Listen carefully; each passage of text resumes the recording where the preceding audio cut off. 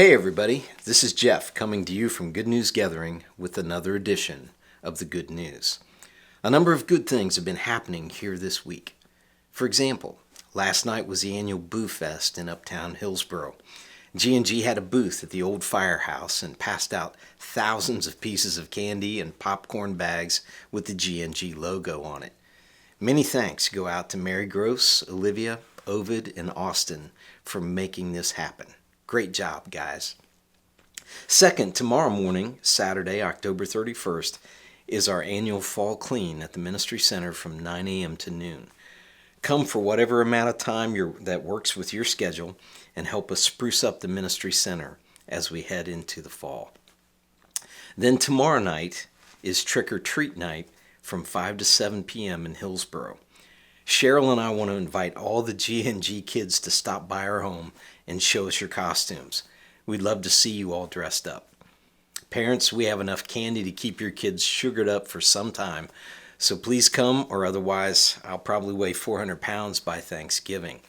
We live at 1314 Northwoods Drive in Hillsboro, and we'd love to see you all.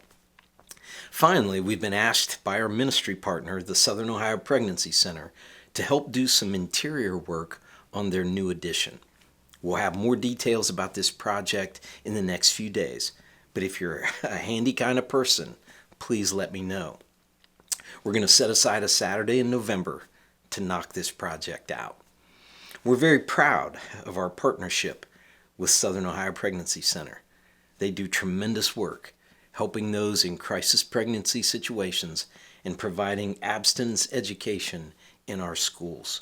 And we're grateful that they offered us this opportunity to serve them. It's nice to have all this good stuff happening, despite what's been happening with COVID-19. Many of you are aware that the number of cases has been on the rise across Ohio and in Highland County. As of yesterday, 76 new cases had been confirmed in Highland County in the last week. A drive-through testing site will be in operation at the fairgrounds this weekend, and Governor DeWine has asked that everyone avoid large crowds.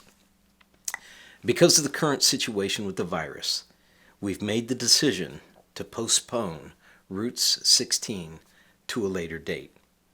Now please understand, this is not a cancellation. This is simply a postponement, and we will inform you as soon as possible with the new dates. I want to assure you that everyone involved has been working hard for months on Route 16. Everyone from the programming team to the worship band, lights, sound, multimedia, drama, dance, set design, and stage crew have put in countless hours to make this the best routes ever. And they will continue to practice and prepare leading up to the rescheduled date. Needless to say, 2020 has reminded us more than once of two very important truths. First of all, there's a whole lot that goes on in our lives that we have little to no control over. And second, our success in life depends in large part on our ability to adjust to what life brings our way. Perhaps the classic example of this is the Apostle Paul. Without question, he is probably the greatest Christian missionary who ever lived. He helped spread the good news of Jesus Christ across the Roman Empire.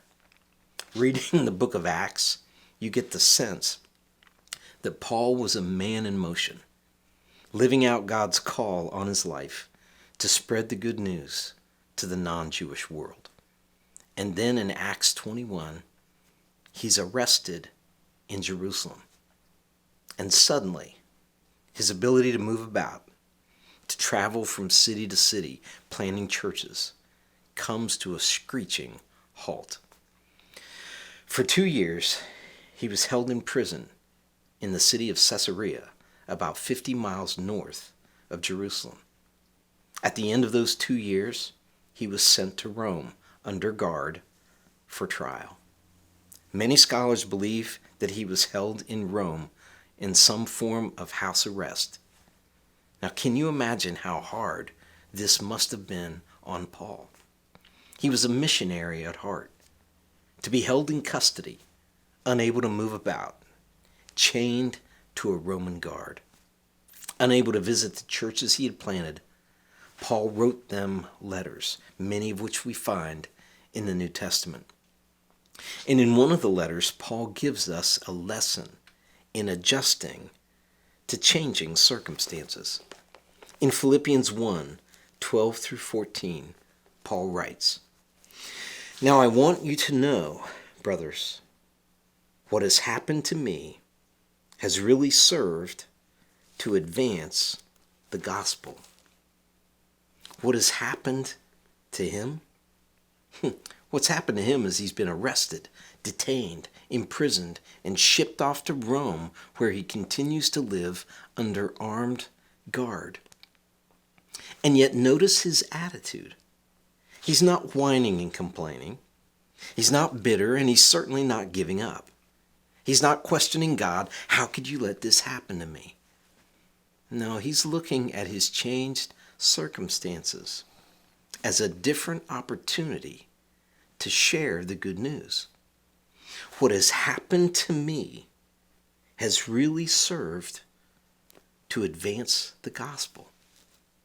Now that's a God-honoring attitude.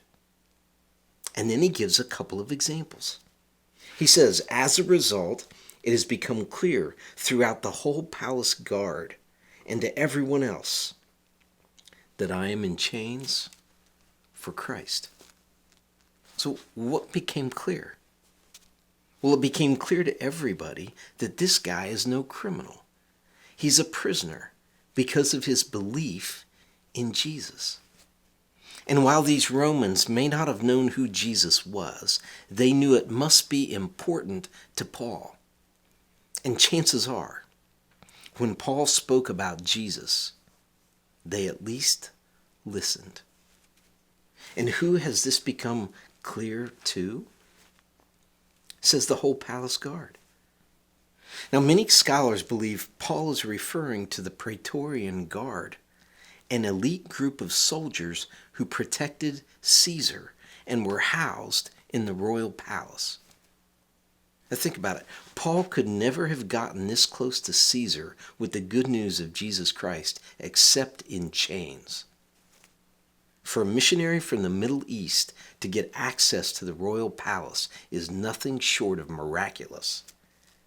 But there's more. Paul goes on to say, because of my chains, most of the brothers in the Lord have been encouraged to speak the word of God more courageously and fearlessly. Paul gives us a very valuable truth here. When you and I stand up for the truth or face adversity with courage, it inspires others to follow suit. Our lives can be an encouragement, an inspiration to others. People looked at Paul and thought, if he's not afraid to do what's right, then why should I be afraid? Now, friends, we're facing uncertain times. But one thing we know for certain, God is still in control. This pandemic didn't surprise him, and he already knows the outcome of next week's election. So we can move forward with confidence, secure in the knowledge that if we stand for the truth and do what is right, he will help us handle whatever comes our way. And like Paul, we will continue to make the adjustments we need to make here at G&G. And we'll do it remembering the words of Paul. What has happened to me has really served to advance the gospel. And that, friends, is good news. I love you all, and I hope to see you on Sunday. And we'll get together again next week for more good news.